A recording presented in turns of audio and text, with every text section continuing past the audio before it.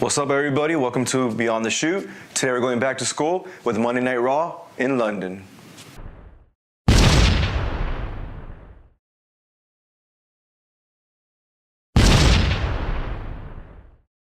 Today's Raw opens up with Roman Reigns coming down to a crowd of boos, just non-stop boos. It was the loudest boos I've heard in the past couple of weeks. So he comes out and demands that he has his place in the Money in the Bank qualifier. Kurt Angle once again comes out, another Raw opening up with Kurt Angle. Roman Reigns comes out and says, "You lost your opportunity, I'm sorry, but that's it." So what he does, he goes backstage, looks for Jinder, and fights him backstage and throws him against the wall and injures him. I give this a C+. I don't like the fact that now they're trying to push Roman Reigns as a vicious attacker because they're making us try to like him, and it's not working. Jinder Mahal's getting the cheers and Roman Reigns getting the boos. And once again, I open up Raw with Kurt Angle, the general manager. In this storyline, I have to give this a C+. But what made it exciting was the first match. We have Seth Rollins versus Kevin Owens. Just those two names alone is going to get a great grade, and you know they're going to have a great match. So I do give it a B+. It did start off slow. It took a while to get its momentum going, but when it did, it did. It almost matched the matches that he had with Balor, because Kevin Owens is just as good as Balor is. So once the match got rolling, they both showed what they can do. Of course, Seth Rollins showed why he's a man of the year, why he's Monday Night Rollins, and why he deserves to be IC champion. He gets the pin, 1, 2, 3. I gotta give this a B+. Next up, we have the B team, formerly known as Mr. Raj. They're now the best tag team on Raw versus Brees and Ango. This was more to get the Mr. Raj as a B team some TV time. This was a comedic match.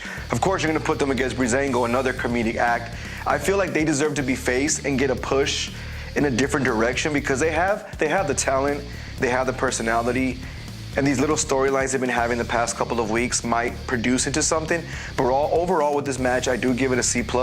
It wasn't a great match. Like I said, it was just a comedic match, and this is what needed to happen. Next up, we have the first qualifying match for Money in the Bank. We have another triple threat match. We have No Way Jose, Baron Corbin, and Bobby Roode. As soon as I saw this, I already knew it was going to be a disappointment. Not only for Bobby Roode to be in it, but because it's No Way Jose and Baron Corbin. They don't deserve to be in a qualifying match for Money in the Bank just yet. And it was right. This match got a C. It was boring. No Way Jose spent most of his time laying on his back just getting hits from both wrestlers.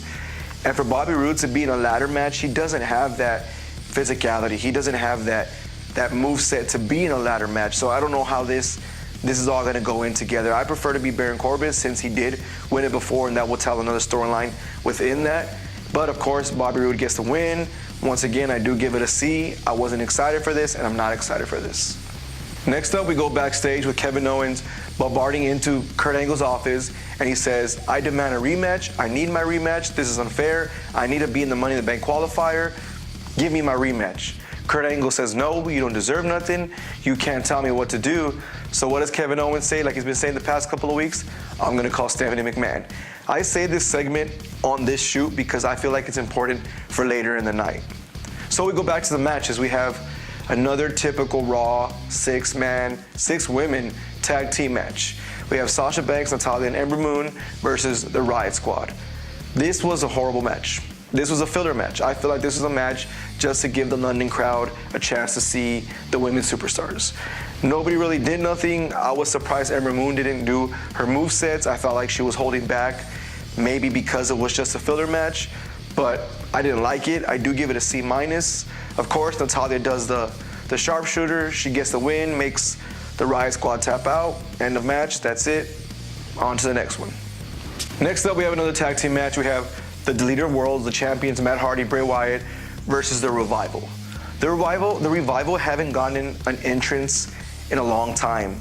We keep cutting back from commercial and they're already standing in the ring. We already know it's going to be a job match. We already know they've turned into jobbers. The fact they've been injured 3 times in separate occasions have put them down way in the bottom of the totem pole, where Brees and Ango and Mr. Raj are getting more TV time than Revival. It's sad to say, but this is a squash match.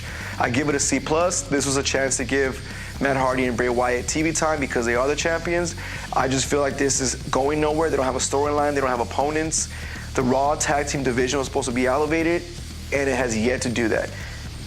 I don't know what's going to happen after today. I don't know what's going to happen next week, who's going to challenge him at Money in the Bank, but I guess we'll find out and see. Next up, we have a Sami Zayn promo that he's cutting on Bobby Lashley. This overall, I give a C-, and I'm going to grade it right from the beginning because it made no sense. Nowhere has there been a Sami Zayn and Bobby Lashley feud in the making. Yes, they fought each other in a tag team match, but that was more for Braun Strowman than it was for Bobby Lashley. So for him to come out and call out Bobby Lashley made no sense. It was funny at the beginning, but it felt like it dragged on and it felt like it needed to be cut short. If it would have been cut short, it probably would have been more intense, more... I can't put the words to say it, that's how bad it was, but I feel like this doesn't need to happen. It doesn't match the chemistry between each other. Sami Zayn is a technical wrestler, high flyer. He's a great wrestler, and Bobby Lashley is just power and speed. I don't know who's gonna make who look good. I don't know when they're gonna fight. Maybe I'm Money in the Bank, but I'm not excited for this feud, and I wasn't excited for this promo. But what I was excited for, because it was actually a really good match, was the next match. It was a triple threat women's qualifying for Money in the Bank. It was Alexa Bliss, Bayley, and Mickie James. Believe it or not, Mickie James and Alexa Bliss worked really, really well in this match. I'm gonna give this a B-, only for the fact that Bayley did slow it down. I felt like when she wasn't involved, Alexa Bliss and Mickie James had great chemistry. Alexa Bliss, of course, gets the win because she needed to win this. She needs to be in Money in the Bank more so than Bayley and Mickie James. Maybe we're all hoping for the Bayley heel turn, and her not being in the Money in the Bank might cause that. Maybe she'll be jealous of Sasha Banks because she's in it and she's not, but I guess we'll have to wait and see. You know it's a bad Raw when you talk about Roman Reigns 3 different times in one segment. Once again, we have Roman Reigns backstage. They have Jinder walking down to the ring, getting ready for his triple threat match. Out of nowhere, Roman comes in, spears him through the wall, keeps him injured on the ground, and walks away. I give this a C+ again. Yes, we don't grade backstage segments, but the fact that we've seen Roman Reigns throughout this Raw from beginning, middle to end, they keep shoving him down our throat, and he's gonna get more boos and more boos to the point where they're gonna have 0 merchandise sales because of him. I'm not happy with it. I don't like it. I don't like the fact that I have to cheer for Jinder Mahal because it's gonna happen. Next up, we have a match that I was actually anticipating to see. It was announced at the beginning of the show. It was announced Braun Strowman and Finn Balor versus McIntyre and Ziggler. This was a match out of nowhere. I thought it was going to be a filler match, but an exciting filler match. To have Balor, Strowman, Ziggler, and McIntyre in the same ring, I was excited. I realized McIntyre is this tall, Strowman is this tall, and they're both big, and they're going to go at it. And how great wrestlers that Ziggler and Balor are, this is going to be a great match. And it did live up to what I wanted to see. It could have been longer, it could have been more to a story to it, and it would have been a higher grade, but I do give it a B-. Balor and Strowman made a funny tag team. They made a great tag team. They worked well off each other.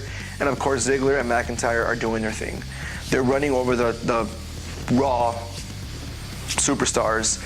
And it showed that Ziggler and Balor can work together in any time, anywhere, any place, and they're gonna do a phenomenal match. But the talk was, when Strowman goes and does his tackle on Kevin Owens, Sami Zayn, it is hilarious. I wanted to see it done on McIntyre, and when it was done, they hit so hard that Strowman actually fell. It wasn't a shoot, it wasn't a story. He actually hit him, and they both fell. Knocked down the trophy that Strowman carries with him because he won the Greatest Royal Rumble. It all broke into pieces. I was excited. I had my mouth dropped to the floor. It was great. Of course, Ziggler gets the heel win. Heel Ziggler and McIntyre get the win. It had to be on Balor. He's the only wrestler in this match that can get a pin and still be okay. So of course he took it. Overall, like I said, I give this match a B-. Next up, we have the main event of the night. We have Elias, Bobby Lashley, and what was supposed to be Jinder Mahal is now Kevin Owens. He called Stephanie McMahon. He said, Kurt Angle's not putting me in a rematch. She called Kurt Angle and said, he's in that rematch, so here comes Kevin Owens. So it's Kevin Owens, Bobby Lashley, and Elias for a spot in the Money in the Bank ladder match. It was a great match. I had low expectations because I felt like Kevin Owens already wrestled, Elias was going to do some heel things, and Bobby Lashley was going to be Bobby Lashley. But believe it or not, I actually give it a B+. Elias hung with Bobby Lashley. He hung with Kevin Owens. He was the star of the night. The crowd the entire time were chanting, "Walk with Elias." He stopped, played his guitar, got back into the match. He was involved in every part of this match. This story was Elias. He deserves to be pushed. He deserves to be in the Money in the Bank ladder match. But of course, with Kevin Owens coming in at the end, we knew that it was going to be him. And obviously, it was him. He pinned Elias. He won the match because Sami Zayn did come out and ruin the match. He obviously, with the promo earlier in Bobby Lashley, came out, messed with Bobby Lashley, and helped Kevin Owens get the win. Kevin Owens is the next man in the ladder match, and I felt like it was a great way to end Raw because overall, I do give Raw a C-. Once again, Raw was very lackluster, besides a couple of matches with the same wrestlers, Kevin Owens, Seth Rollins, and Finn Balor. Other than that, the rest of the show was just to make the London crowd happy. But once again, guys, those are my grades, those are my opinions. Give me your grades. Click on the eye above, give it an A, give it a B. Give it an A for the London crowd because they did a phenomenal job today. But once you do that, don't forget, comment, like, subscribe down below. Once you do that, don't forget, follow me on Twitter, Mike Hiru BTS. I'll see you guys tomorrow for SmackDown.